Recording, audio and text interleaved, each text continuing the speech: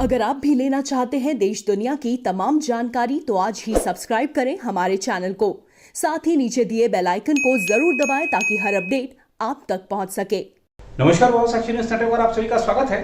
दिल्ली के मुख्यमंत्री अरविंद केजरीवाल ने वैक्सीन को लेकर हो रही राजनीति पर एक बड़ा विवादित बयान दे दिया है। उन्होंने कहा है कि अगर पाकिस्तान युद्ध छेड़ दे तो क्या दिल्ली वाले अपना अलग टैंक लेकर आएंगे, क्या यूपी वाले अपना अलग टैंक लेकर आएंगे। उन्होंने सारी जिम्मेदारी केंद्र सरकार पर डाल दी है, जिस पर भाजपा ने किया है पलटवार। आज की इस रिपोर्ट में इस मुद्दे पर खासतौर से बातचीत करेंगे। साथ ही आपको बताएंगे कि भारत दुनिया का ऐसा दूसरा देश बन गया है जिसने तेज गति से 20 करोड़ से ज्यादा लोगों को अब तक वैक्सीन दे दी है। क्या है, इस पर विस्तार से आपको सारी जानकारी देंगे। साथ ही बात करेंगे आज लगे पूर्ण चंद्र ग्रहण की, उससे संबंधित आपको रिपोर्ट बताएंगे।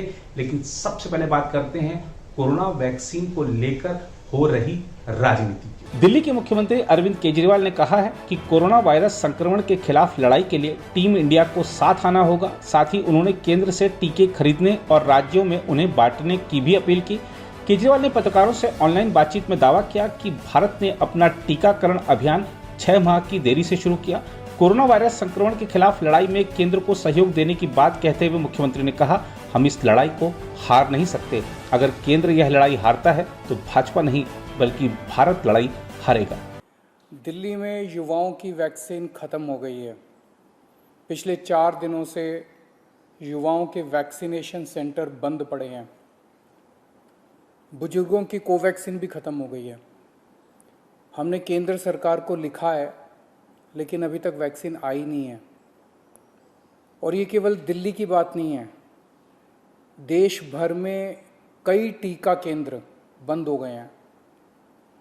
इतनी महामारी के दौर में इस वक्त तो हमें रोज़ नए नए केंद्र खोलने चाहिए थे। ऐसे वक्त में मौजूदा केंद्र भी बंद हो रहे हैं, ये अच्छी बात नहीं है। मेरी जानकारी के मुताबिक अभी तक कोई भी राज्य शायद वैक्सीन का एक भी एक्स्ट्रा टीका इंतजाम नहीं कर पाया। उन वैक्सीन को छोड़ दीजिए जो केंद्र सरकार ने दिए हैं, उन्हें छोड़ के कोई भी राज्य अपने प्रयासों से किसी भी कंपनी से एक भी एक्स्ट्रा टीके का इंतजाम नहीं कर पाया।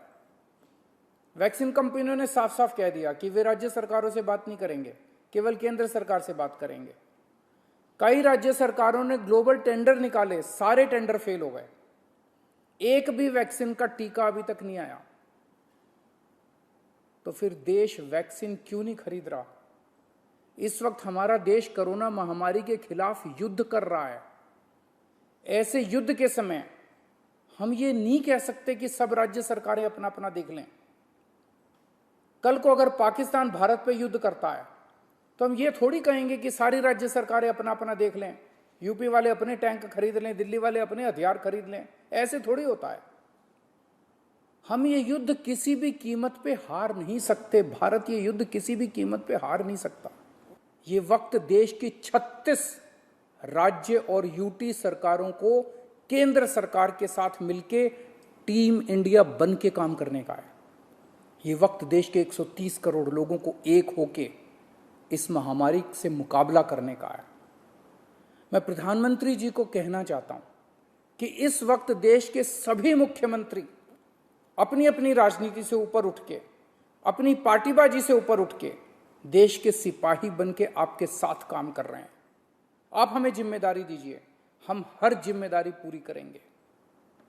लेकिन जो काम हमारा है ही नहीं, वो काम राज्य सरकारें कैसे करें? जो काम केंद्र सरकार को करने का है वो तो केंद्र सरकार को करना ही पड़ेगा ना, उसे हम कैसे करें? आप जितनी जरूरत है उतनी वैक्सीन लाके हर राज्य को दे दीजिए। उनको जनता को लगाने का काम हमारा है, वो हम करेंगे। देश ने 6 महीने खो दिए,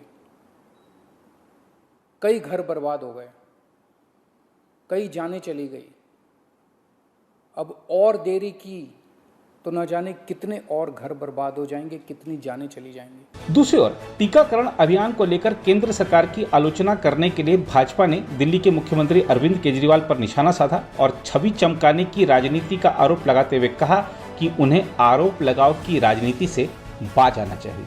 इनको पहले ये समझना होगा या ये जानबूझ के जो धोखे की राजनीति करते हैं और लोगों के आत्मविश्वास और भावनाओं से खिलवाड़ का काम करते हैं, उससे काम चलेगा नहीं, क्योंकि शासन पद्धति एक शासन पद्धति के अनुसार ही चलती है।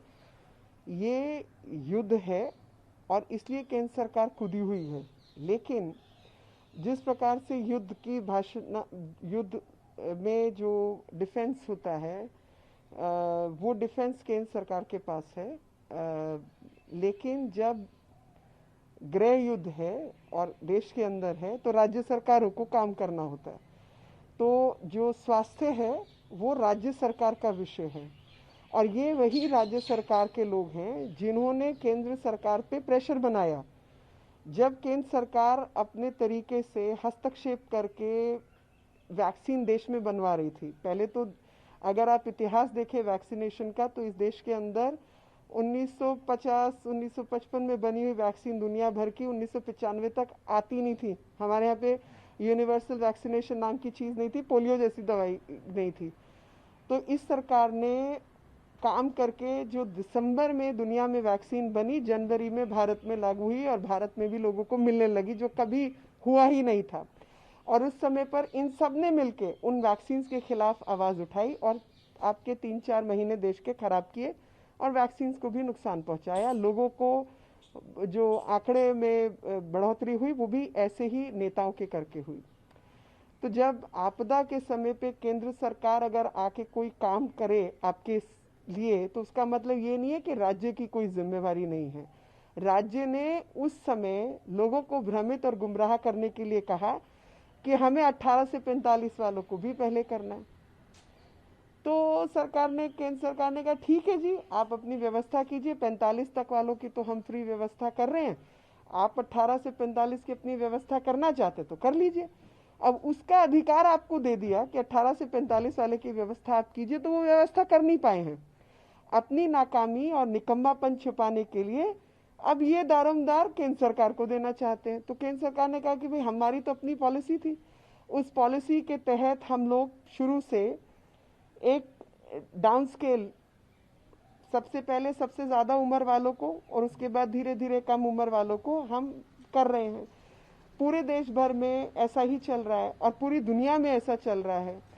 दुनिया में मेरे को ये पता है कि बल्कि हमने तो जैसे बड़े बड़े ग्रुप शुरू किए कि 60 से ऊपर, अब 60 से ऊपर 75 भी होता है, 74 भी होता है, 72 भी होता है, 70 भी होता है, 60 से ऊपर वाले सब लोगों के लिए खोल दिया। जर्मनी के अंदर अगर एक पति की उम्र 50 साल है और पत्नी की 48 साल है, तो पत्नी का नंबर नहीं आया है, क्योंकि पहले 50 होगा, फिर 49 होगा, फिर 48 होगा। और यहाँ पर सौरभ भारद्वाज के माध्यम से ये लगातार झूठ बुलवा रहे हैं। इन्होंने झूठ बोला कि यूके के अंदर सारे हो गए, अमेरिका के अंदर सारे हो गए, भारत पिछड़ा हुआ है, जबकि सच्चाई कुछ और है। सच्चाई में 20 करोड़ से ऊपर का आंकड़ा भारत में पूरा हुआ है, जो कि अपने आप में एक मिसाल है। उधर जिस टीकाकरण की धीमी गति का आरोप केजरीवाल लगा रहे हैं, तो आपको बता दें कि केंद्रीय स्वास्थ्य मंत्रालय ने बताया है कि अमेरिका के बाद भारत कोविड-19 टीकों की 20 करोड़ से अधिक खुराक लगाने वाला दुनिया का दूसरा देश बन गया है। मंत्रालय ने बताया कि भारत ने 130 दिनों में यह टीकाकरण पूरा किया, वहीं अमेरिका ने 124 दिन में इतने लोगों को टीका लगाया। Our World in Data website और अन्य कई स्रोतों पर उपलब्ध आंकड़ों के अनुसार कोविड-19 टीकाकरण व्यापक रूप से करने वाले अन्य प्रमुख देशों में ब्रिटेन भी शामिल है, जिसने 168 दिन में 5.1 करोड़ लोगों को कोविड टीका लगाया है। वहीं ब्राजील में 128 दिनों में 5.9 करोड़ लोगों को और जर्मनी में 149 दिन में 4.5 करोड़ लोगों को टीके की खुराक दी जा चुकी है। मंत्रालय के अनुसार भारत में सुबह 7 बजे तक उपलब्ध आंकड़ों के अनुसार टीकाकरण अभियान के 130वें दिन 20 करोड़ से अधिक लोगों का टीकाकरण हो चुका है। इनमें 15,71,49,593 लोगों को टीके की पहली खुराक और 4,35,12,863 को दूसरी खुराक लग चुकी है। मंत्रालय ने कहा कि देश में अब तक 45 वर्ष से अधिक उम्र के 34% से अधिक लोगों ने कोविड-19 टीके की कम से कम पहली खुराक लगवा ली है। इसी तरह देश में 60 वर्ष से अधिक उम्र की 42% से अधिक आबादी कम से कम पहला टीका लगवा चुकी है। हम आपको याद दिला दें कि देश में कोविड-19 टीकाकरण की शुरुआत प्रधानमंत्री नरेंद्र मोदी ने 16 जनवरी को की थी। उधर बुधवार को पूर्ण चंद्र ग्रहण हुआ, लेकिन यह पूर्वोत्तर भारत, पश्चिम बंगाल के कुछ हिस्सों और ओडिशा के तटीय इलाकों तथा अंडमान और निकोबार द्वीप से थोड़ी देर के लिए ही नजर आया। चंद्र ग्रहण दक्षिण अमेरिका, उत्तर अमेरिका, एशिया, ऑस्ट्रेलिया, अंटार्कटिका, प्रशांत महासागर तथा हिंद महासागर में नजर आया। ग्रहण का आंशिक चरण दोपहर 3:15 बजे शुरू हुआ और शाम 6:23 पर खत्म हुआ, जबकि पूर्ण चरण शाम 4:39 पर शुरू होकर शाम 4:58 पर खत्म हुआ। पोर्ट ब्लेयर से ग्रहण को शाम 5:38 से 45 तक के लिए देखा गया, जो भारत में ग्रहण का सर्वाधिक समय था। यह पुरी और मालदा से भी शाम 6:21 से देखा गया, लेकिन यहाँ नज़ारा सिर्फ 2 मिनट के लिए रहा। भारत में अगला चंद्र ग्रहण 19 नवंबर को दिखेगा। वो एक आंशिक चंद्र ग्रहण होगा। उल्लेखनीय है कि चंद्र ग्रहण पूर्णिमा का दिन होता है, जब सूर्य और चंद्रमा के बीच पृथ्वी आ जाती है और जब तीनों एक सीध में होते हैं।